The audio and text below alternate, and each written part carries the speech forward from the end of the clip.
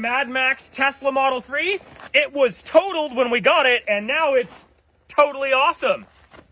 We've got custom tube steel bumper up front to replace all the mangled bits from where it was wrecked. We've got a 12,000 pound winch up here for when you get stuck.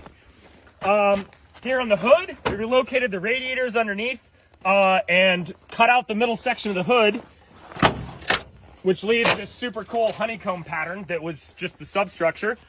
Other than that, this is all normal stuff. We just got rid of the broken bits and moved stuff around and put some underglow so you can see the sweet holes in the hood. Oh, there it is. We replaced the busted up headlights with a bunch of LED light pods, so plenty of light to go around. We've got 28-inch Falcon Wild Peak AT3s, all some good all-terrain tires on some 17-inch wheels that we just got from some random person at the time. We got 2-inch wheel spacers to make it clear the suspension components. Also, the strut spaced 2 inches. Homemade kind of hockey pucks. Yep. Big old steel spacers on the top of the struts and also on the top of the rear springs. So we've got a 2-inch-ish lift plus larger tires. So we have 3 to 4 inches more ground clearance than factory. We've got rock sliders on the side here. Keep it protected when you're going over rocks. Using the same bolts that are the structural component of the battery. Yep. Yeah, so the battery in these is a structural component of the chassis, and the bolts that hold it in are what holds these rock sliders on.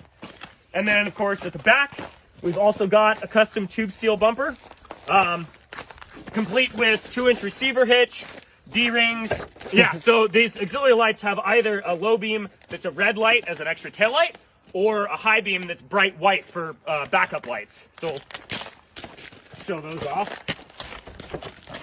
The wiring for them isn't great yet, but it's in there.